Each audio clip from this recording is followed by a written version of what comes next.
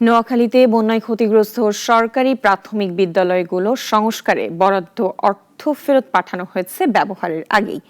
এজন্য শিক্ষা কর্মকর্তার দায়িত্বহীনতাকে দুষছেন শিক্ষক ও অভিভাবকরা। পাঠদানের সুষ্ঠু পরিবেশ না থাকায় চরম ক্ষোভ বিরাজ করছে এলাকায়। মোহাম্মদ সোহেলের রিপোর্ট, জানাচ্ছেন সিরাজুমণি শুভ।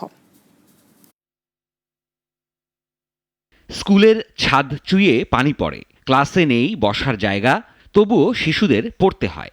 অথচ ছিল সরকারি বরাদ্দ, যা যথাযথভাবে ব্যবহার না করে ফেরত পাঠানো হয়েছে। কে দেবে এই ব্যর্থতার জবাব? শিক্ষার্থীদের ভবিষ্যৎ নিয়ে আশঙ্কায় শিক্ষক অভিভাবকরা। এ চিত্র নোয়াখালীর সুবর্ণচরের। উপকূলীয় এই উপজেলায় গত বছরের ভয়াবহ বন্যায় ৫৪টি সরকারি প্রাথমিক বিদ্যালয় ক্ষতিগ্রস্ত হয়। পানি জমে নষ্ট হয়ে যায় চেয়ার, টেবিল, বেঞ্চ ও ফ্লোরের আস্তরণ। শিক্ষার্থীদের জন্য এখনও অনুপযুক্ত পাঠদানের পরিবেশ। আমাদের বিদ্যালয় এগুলো হচ্ছে ভাঙাচুরা, যখন যেমন কারো মাথার উপর পড়তে পারে। বিদ্যালয়ের যে ক্ষতি হয়েছে এখনো রয়ে গেছে, এখনো ঠিক করা হয়। সন্তানের নিরাপত্তার জন্য আমরা সবসময় ভয়ে আতঙ্ক থাকি যে আমাদের বাচ্চাদের নিরাপত্তা চাই। ২০২৪-২৫ অর্থবছরে বিদ্যালয়গুলো সংস্কারে ১,৫৩,০০,০০০ টাকা বরাদ্দ দেয় সরকার। তবে শিক্ষা কর্মকর্তা ও উপজেলা প্রকৌশলীর মধ্যে সমন্বয়হীনতা, দেরি ও দায়িত্বহীনতায় বরাদ্দ ফেরত যায়।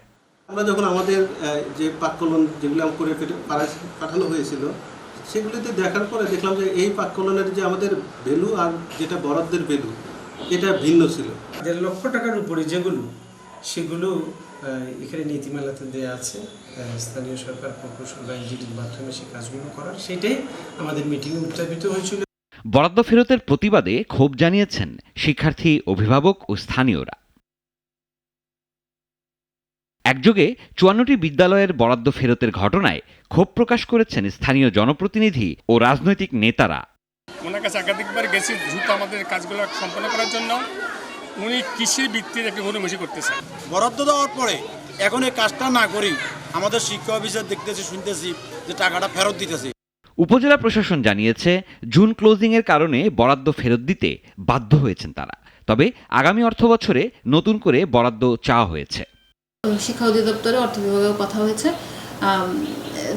কথা বলার সাপেক্ষেই আমরা বলেছি যে এটা যেহেতু এই অর্থ বছরে সম্ভব নয়, আমরা এই অর্থ বছরের জন্য টাকাটা ফেরত দিচ্ছি।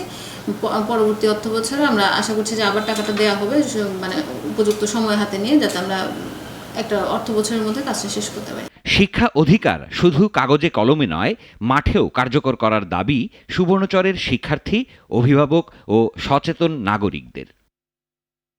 সিরাজুমণি শুভ, নাগরিক।